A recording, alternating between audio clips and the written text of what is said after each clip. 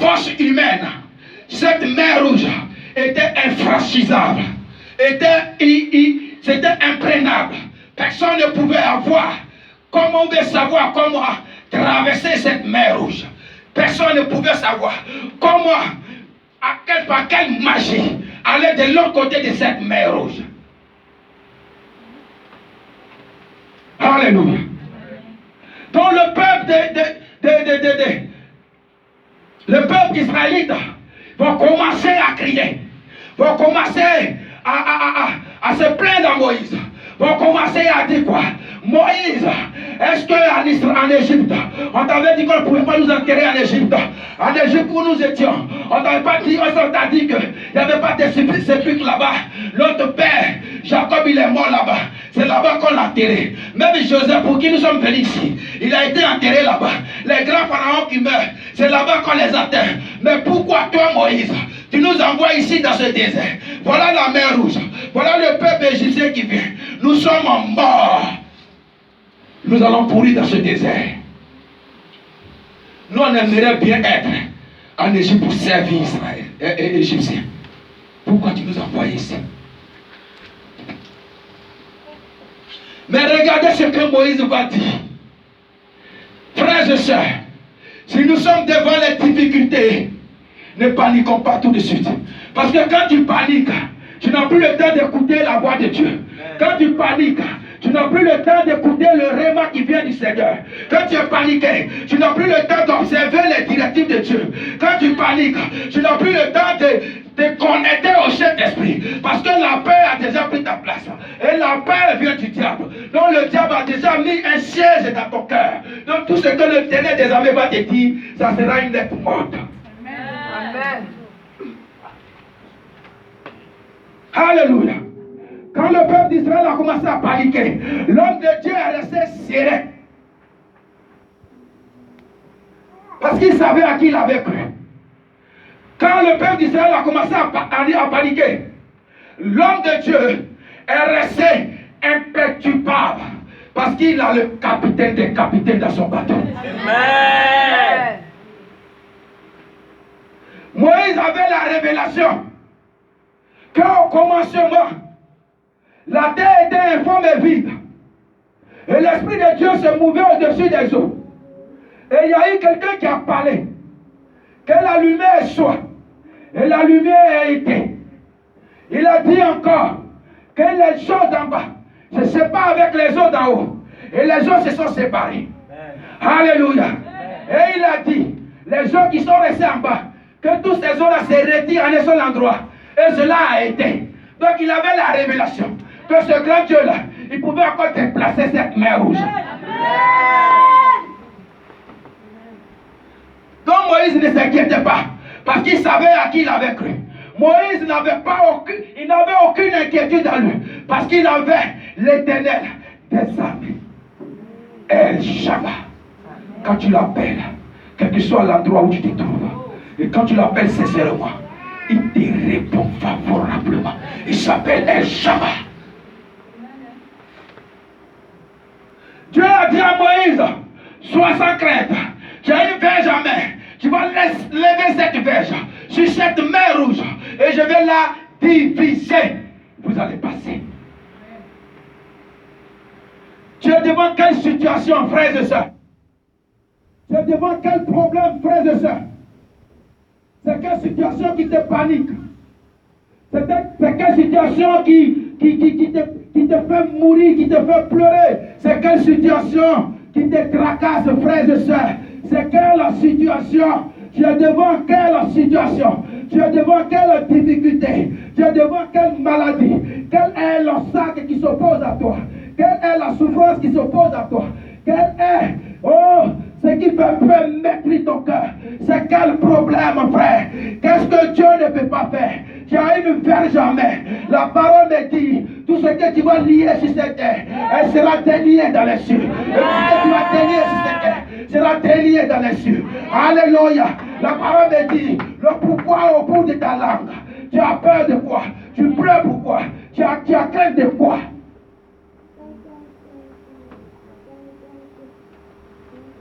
Alléluia.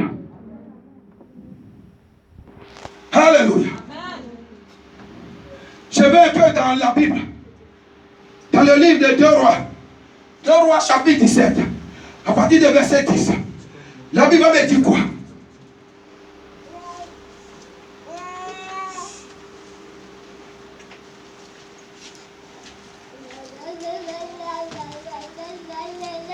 Deux Rois 17, verset 10. Oui, la Bible dit quoi? Il se dressait des statues et des idoles sur toute colline élevée et sur 2 toute Rois, montagne. 2 Rois 7.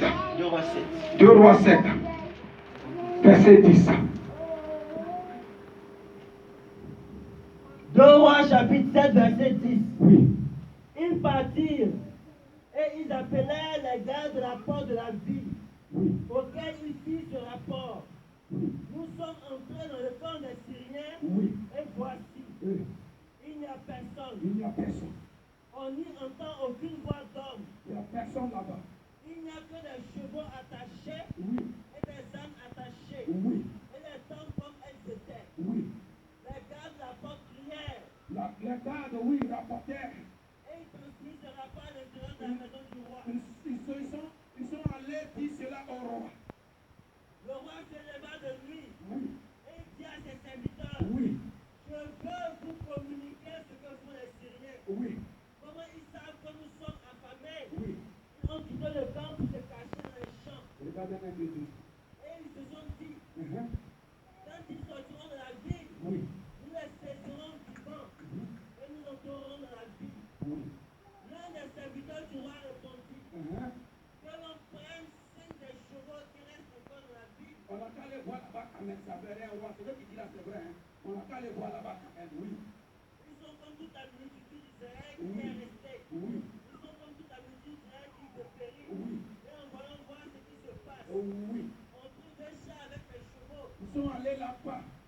Et le roi envoya des messagers sur les traces de l'armée des Syriens, Ils sont allés voir où l'armée des Syriens campait. en disant, allez, voyez. Oui. Ils allaient après eux jusqu'au Jourdain. Uh-huh. Et voici, Voici. toute la route était pleine de vêtements et d'objets que les Syriens avaient jetés de leur précipitation. Wow, yes. Les messagers revinrent Oui. et le rapportèrent au roi. Les messagers sont revenus dire ce qu'ils ont vu au roi.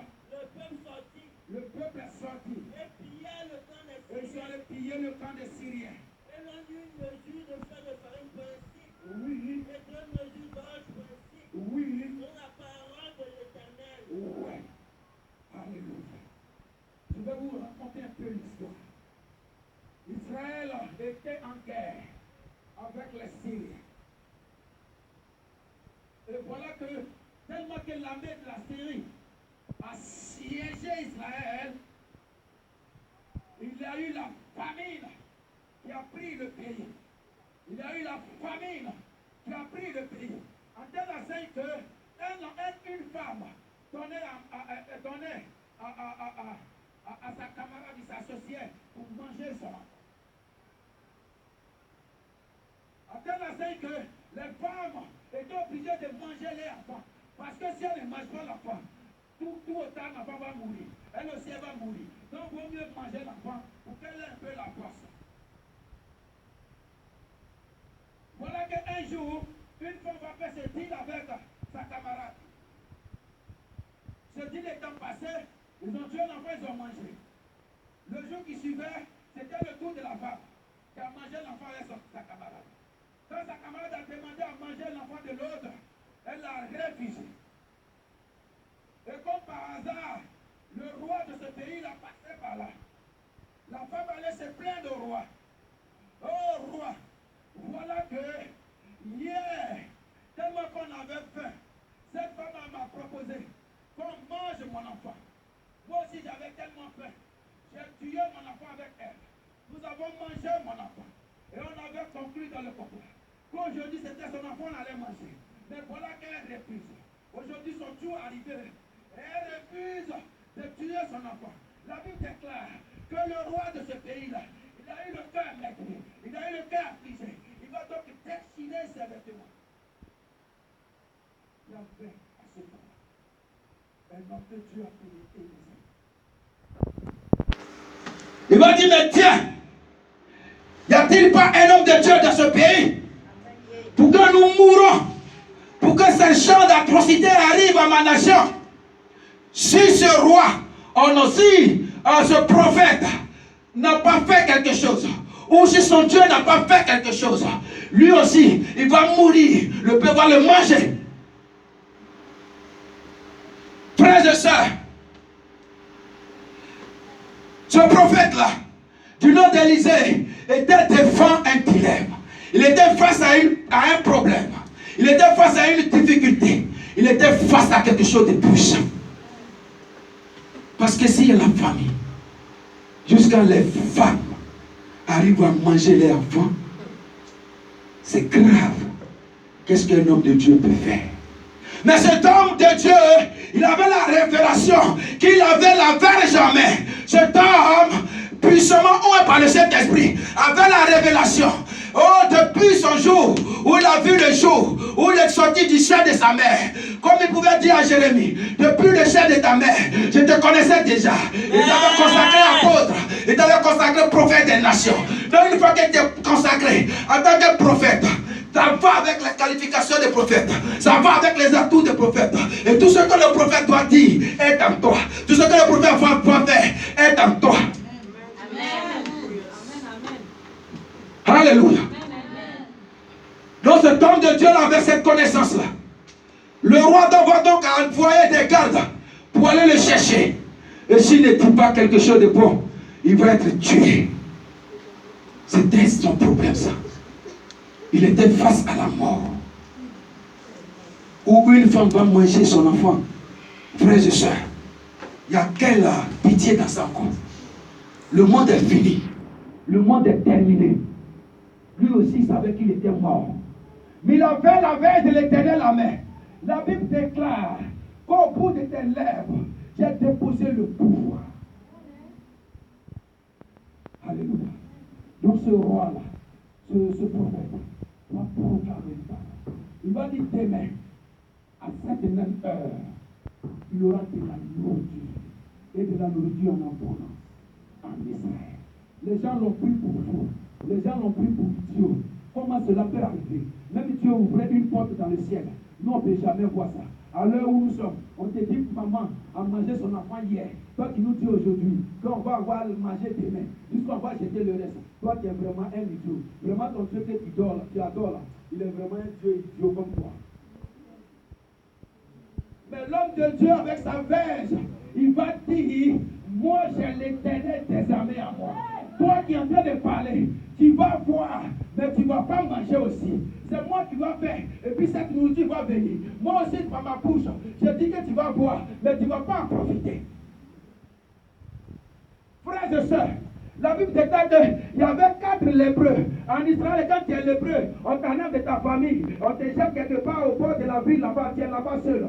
Mais ce jour-là, il y avait 4 lépreux. Les lépreux, mais les gens même qui marchent, qui ont les doigts au complet, qui ont les pieds au complet, ils sont en train de se manger entre eux. Nous-mêmes, on ne mange pas. On n'a pas les doigts. On ne peut pas travailler. Qu'est-ce qu'on va faire? Ils vont prendre une résolution. Si on reste ici, on va mourir. On va là-bas, on va mourir. Vous n'avez pas qu'on met ici, vous dites que non, on n'a rien de fait, on est mort. On attend les cadeaux demander pardon aux Syriens. On est dans là. Si vous avez une pitié de nous, comme on est malade, vous êtes dans le Syrie de la vie. Voilà que les 4 lépreux pour se lever pour aller dans le camp des Syriens. La Bible déclare que quand les 4 lépreux marchaient, la voix de l'Éternel s'est fait entendre de l'autre côté. Ils ont entendu comme c'était 4 armées. 4 armées de 4 différents pays qui venaient contre l'armée syrienne. Dans la précipitation, dans la débandade, l'armée syrienne était obligée de laisser tout ce qui était mangé. Ils étaient obligés de laisser tout ce qui était vêtements. Ils étaient obligés de laisser tout ce qui était, ce jour-là, nécessaire pour la nourriture du peuple d'Israël. Pourquoi cela s'est passé? Parce que l'homme de Dieu, il a eu la révélation qu'il a eu vers jamais. Nous avons les verges en main. Sur nos bouches, sur nos bouts de nos lèvres, sur nos langues, il y a une verge de l'Éternel qui est là. Mais quand il y a un problème qui se pose à nous, au lieu de soulever la verge, au lieu de lever la verge, on s'assoit, on pleure. Au lieu de lever la verge, on s'assoit, on cherche des solutions où on ne peut pas. Au lieu de lever la verge, on s'assoit et on cherche les canaries, les bois sacrés, les sacrés, les tout. C'est ce qu'on cherche. Oh, réellement, ce qui est en toi est plus puissant que les sacrés sacrés, est plus puissant que les soukous soukous, est plus puissant que ce que tu veux. Tu dois t'élever dans la puissance pour proclamer. Et la chose va arriver à l'existence. Tu adores un Dieu qui a voix à l'existence. Ce qui n'existe pas. Amen. Tu adores un Dieu qui a voix à l'existence. Ce qui n'existe pas. Frères et sœurs, c'est le célibat qui te fait pleurer. Essuie tes larmes. Lève-toi. Proclame le mariage à ta vie. Frères et sœurs, c'est le mariage qui te fait pleurer. Lève-toi. Essuie tes larmes. Proclame le voyage de ta vie. Frères et sœurs, c'est la maladie qui te fait pleurer. Lève ta bouche. Essuie ta bouche. Essuie tes lèvres. Et proclame la guérison dans ta vie. La guérison à ta porte. La prospérité à ta porte. L'élévation à ta porte. La vie à ta porte. La guérison à ta porte. La prospérité à ta porte. Le louage. La louage. La louage. La louage à ta porte.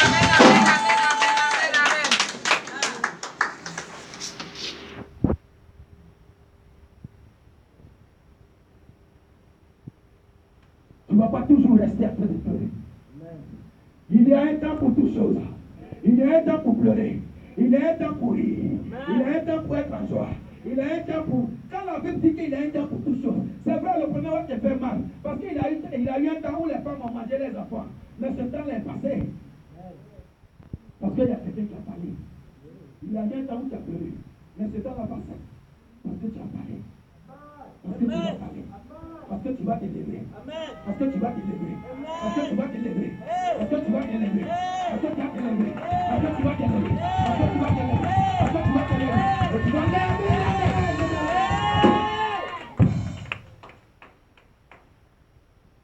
Tu ne veux pas t'asseoir éternellement en pleurs. Tu ne veux pas t'asseoir éternellement dans la souffrance. Tu ne veux pas t'asseoir éternellement dans le célibat. Le célibat n'est pas ta maison. Parce que quand tu es dans le célibat, tu es en train de défier Dieu. Parce que Dieu a dit, il n'est pas bon que l'homme soit seul. Donc il dit, c'est ton célibat qui t'intéresse. Mon frère et ma soeur, il n'est pas bon que l'homme soit seul. Ouvre ta bouche.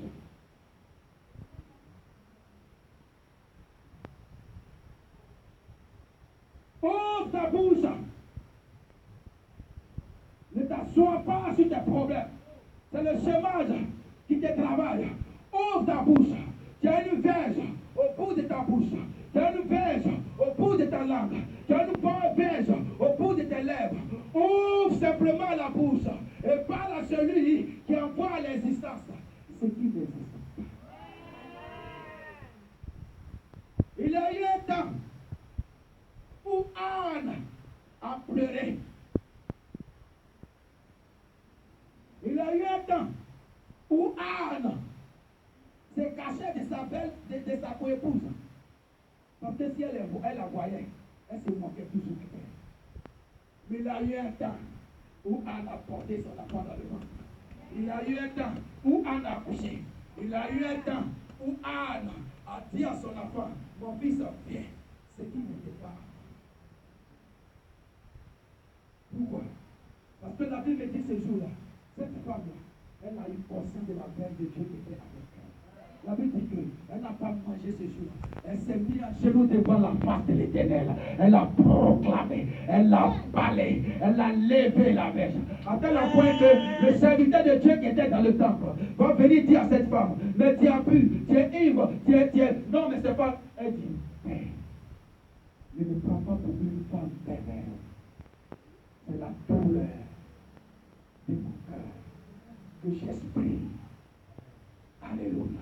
Amen. Après avoir fini d'exprimer cette douleur, la Bible me déclare qu'à la même époque, de l'année prochaine, elle a eu un enfant. Amen.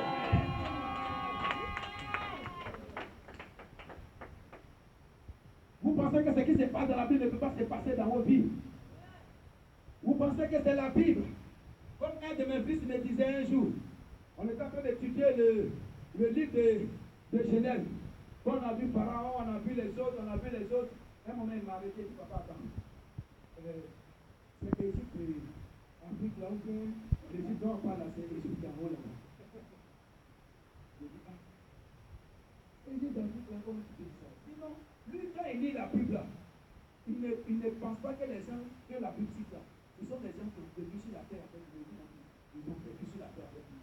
Mon frère et ma soeur, Ceux qui sont dans la Bible, ils ont vécu comme toi, ils ont mangé comme toi, ils ont eu aussi mal comme toi. Jésus a eu mal. Il a pleuré dans le jardin de Gethsémani. Il avait la verge avec lui. Il a laissé la peur. Il a franchi ce qui